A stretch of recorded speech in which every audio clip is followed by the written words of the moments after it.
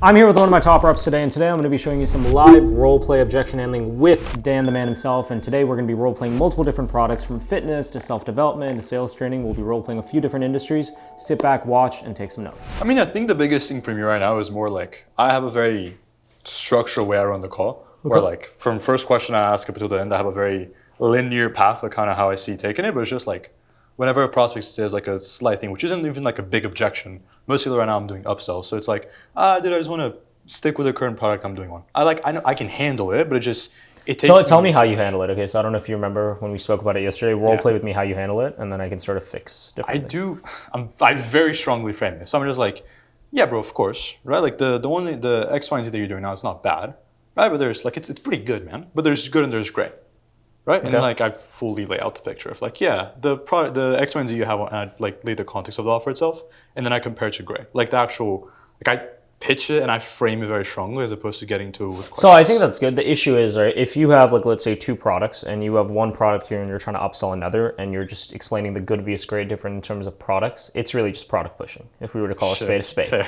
So like you gotta kind of make it different, where it's like, so if we role play, it's like, okay, dude, like what you have right now, dude, like that's good. But let me ask you this, like, is the goal like good or great, dude? What are you trying to hit? Oh, great, yeah. Okay, well, why?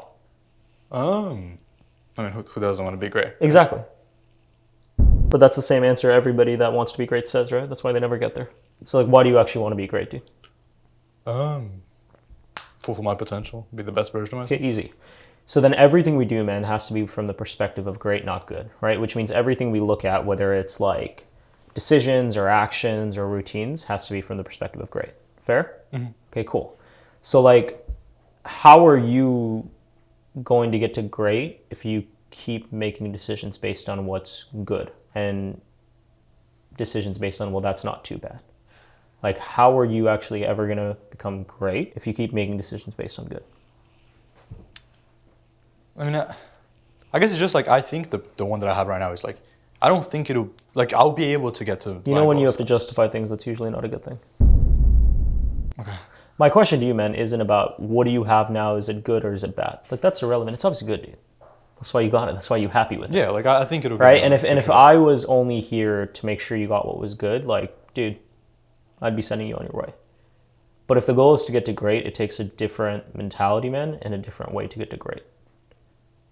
And like, if you tell me like, hey, Yash, I'm okay with being good, bro, and that's all I want, fair enough, dude, I wish you on your way. But if you tell me you want to be great, then there's a different standard and different actions necessary to get to great, dude. So like, don't justify, but like, how are you going to get to great? Well, with better skills, better training, better. Okay. So if you need better skills and better training to get there, why do you feel you'll ever get to great if you have the same training and the same skills like everybody else? I mean, like I don't. Are you that special? I don't feel like it's what everyone else does though. Like really. The X, Y, and Z product is just so really good. Like yeah, no, I didn't deny that. But you're not the only one in the XYZ product, are you? Yeah, no, I'm not. So why do you feel you'll get to great compared to the thousands and hundreds of other people in that same product and service? Why do you feel like you're going to get to great if you have the same training, same routine, and the same skill like every one of those other people have? Yeah, I mean, I guess I'm all about optimism, but I'm not about stupid optimism. And stupid optimism is only there when we're trying to justify something. So again, if we have to take actions to get to great, and that's what you need to do, what do you feel happens if we continue to push those actions off? Well, I don't have the highest chances of getting the results. Exactly. It's a game of probability, right? Success or failure, it's probability. So what it comes down to, dude, in life, it's never is there a guarantee or what's good, what's bad. It's always about what is going to put us in the best position to like have the results we want. So if I want to be in shape, it's going to the gym. If I want to not take drugs, it's probably quitting drugs. If I want to have a better relationship, it's probably not cheating on my partner. Yeah. So like everything in life is probability. If I follow the walk sign, probability of getting run over, low. Right? So everything is a probability game. So my question to you again is this. What actions have to be taken, do you feel, to give you the highest probability of becoming great? Oh yeah, I mean, better education, better actions. Okay, then do it. Because if you believe getting to great is going to require better education and better skills, then it doesn't make sense to think in any other way. Yeah. And thinking in any other way is simply buying into being good. Which again, if that's your goal, mate, wish you on your day, good luck. But if the goal is great, bro, then we can't buy into that way of thinking. So like the thought pattern behind that, right, is like if I keep looping in the same concept of like the good vs great, and I start off with how do you feel like you're going to get to great, and then all I need to do is, so it's really just re-looping, right? It's like, how are you ever going to get to great? And it's like, oh, well, this and that. It's like, hey, dude, I'm not denying it's good. So you never want to like make people feel like they're wrong, right? In objection handling, you just want to make them feel like the way they're thinking, it's like, so the example is rather than like making somebody feel like they were wrong, it's like, I'm just going to shift it. So it's kind of like when somebody shoots a gun for the first time, usually somebody stands behind you to help you. It's the same concept. Where it's like if I stand behind you and I just shift your angle a little bit, I shift your perspective a bit, it changes the way. So like when you go like race car driving, for example, I think it is, like usually there's somebody in the car with you because the car is going like fucking so many miles an hour, right?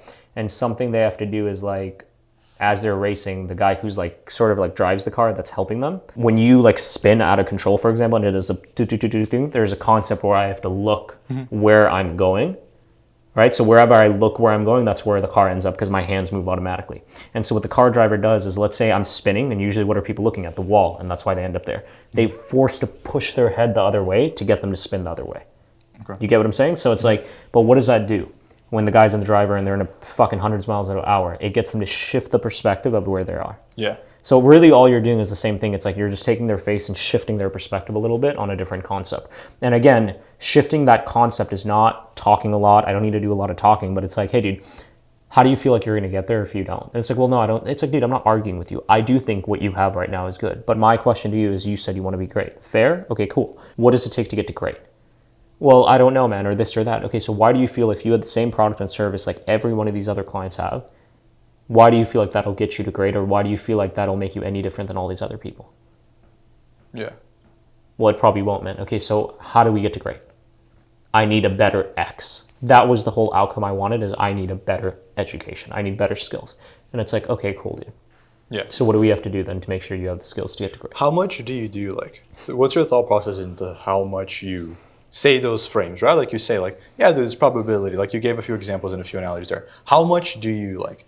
Because I think I overdo it. Yeah. Like I do way too many frames, and it's like it gets the job done. Like wow, yeah. I'm always handling them, but it just takes way too long and it's too inefficient. You're just probably overcompensating where it's unnecessary. Where if you probably spend a little bit of time just like focusing on your thought pattern and just like asking the question and looping, that'll probably do you much better. What do you mean focusing on my thought pattern? Like if you just focus on, okay, what is the point of trying to make? It's the same concept, right? What's the point of trying to make? What answer do I want from it? And you loop. So it's like for me, I knew that the answer I wanted from you is like, I need better skills. When I asked you, like, how do you feel like you're going to get there? I knew I was going to get probably a little bit of resistance, and then all I had to do was re-loop, right? When you were like, oh, but I don't think what I have is bad. It's like, no, I never said it was bad. Mm-hmm.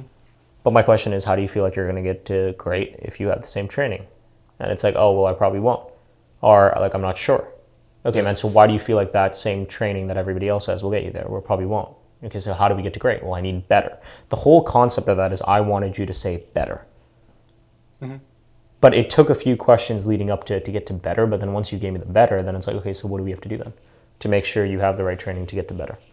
And so the whole concept for you is like, just like the sales script, you need to set up objection handling where you're sort of 2 or 3 questions ahead. Yeah. But once you're 2 or 3 questions ahead, you got to know what question do you want. And so that's where objection handling, again, you kind of need to write it out where it's like, okay, if I ask this, kind of like chess, if I do this move that goes here. So it's like, for me, it's like in my mind, if I ask, how are you going to get there? I know I get initial resistance, but then I know I can re-loop. I can re-ask it again, where I'm probably going to get the answer of I don't know. Mm-hmm. And then if I get the I don't know, I'm going to be like, well, why do you feel? Like that? All of that has sort of been thought where I'm like 2 to 3 questions ahead. What about, how do you, because okay, my biggest thing is right now, they work. They're like, they get the result and I sell them, but it's like, it takes way too long. It's inefficient in the sense of like, I don't have like memorized, this is how, like even my objection handling right now, it's a lot instinct based. Like it's very much like I do frames, like I say shit until I get the outcome, but it's like there's no one, there's no system to it. Like it's So what very you much want to the same do way. is like look at all your objection handling, right? Review, and we can do this later today. Okay. Review 3 to 4 of your calls, and you sort of want to figure out what are the patterns. Like what are the patterns of like the key questions I'm asking? What are the patterns of where I ramble? What are the patterns of where I overjustify? Like look at the patterns. Okay. And then once you look at that patterns across like 3 to 4 calls, then from there it's like, okay, what do I absolutely need? And then what do I look at where I'm like, okay, I probably didn't need to do that. Or like this was probably overdone. I probably could have framed this a bit differently. So everything is a game of patterns. Whenever you want to make a call better, just look at the patterns of where the overcompensation is happening. Maybe you're using a word, right? So for example, let's say I keep saying gotcha, gotcha, gotcha, gotcha. Right? It's okay. It's a pattern I notice and then I fix it. So if we take 4 of your calls and we figure out where the overcompensation is, where you usually end up, right? Then we can figure out where's the fluff that you need to cut out. And then from there, you just have to make it a discipline to cut it out. And then where are the questions where you need it more targeted or more on point. And then we just make it more on point. Okay, fair. Could do that then. Yeah, that works. Yeah. And I think same thing throughout the call. Like how much do you do? This is, I guess, probably more like choice, but how much do you push, like you don't handle stuff in the middle of the call to push it to objection handling? Like I do a lot of pre-handling in my calls. I think for what you sell, and I think pre-handling in general is important, it also just depends on what it is. Like, because again, like the concept of salespeople that overcompensate or your calls are going too long, it's just because you're probably adding a lot more fluff than you probably need to, which means like you're pre-handling, if let's pretend it takes you like 5 minutes, right? Your focus is how do I get it from 5 minutes down to 4? How do I go from 4 down to 3? How do I go from 3 down to 2? And the way you do that is you look at everything you said and you ask yourself like, was there a way to deliver that 60-second point? Could I have delivered it in 10 seconds? And you probably could if you simply would have asked a question or made a simpler analogy. Fair. Yeah, true. So when it comes to decreasing time, which I think a lot, like having long calls doesn't make you good, right? It doesn't mean you're not like good, but it doesn't make you great. And so like whenever you have things that take too long, first of all, you have to define what it takes. So when you say it takes me a lot of time for pre-handling, like well, let's first figure out what's the time frame on that. And then based on that time frame, okay, great. It takes me 5 minutes. How do I get to 4? 4 to 3, 3 to 2, 2 to 1, 1 to 0, right? And the combination of how you do that is you look at the key points and you're like, could I have said that faster? Which for you, because you talk very fast as it is, so it's probably not going to be talking faster, but it's like, could I have used, like, the reason I like fitness analogy so much is because I can deliver the same concept very quickly and most people understand it. So fitness examples are great. I don't like relationship examples because those are perspective. But fitness, if I say, every good diet starts on a Monday, there's always the new year, new me guy. So why do you feel like you have to take action? Like people understand that. And that took an extra 5 seconds of explaining. Sure. So everything you do in sales is about compression of time. And so if you have long calls and you want to make them shorter, figure out the key points that take too much time and make those shorter. And for you, the first instinct is, could I have delivered that point with a question? That's the first thing. Second thing is, could I have done an analogy that would have made it quicker? So the first thing you always look at is question. Could I have delivered that point with a question? Second thing is, could I have had an analogy?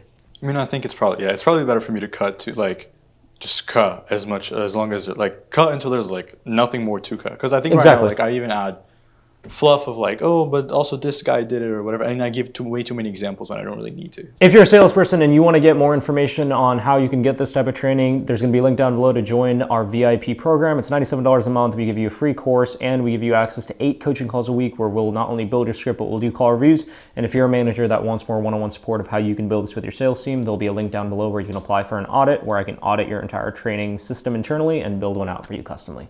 We'll see you on the next video.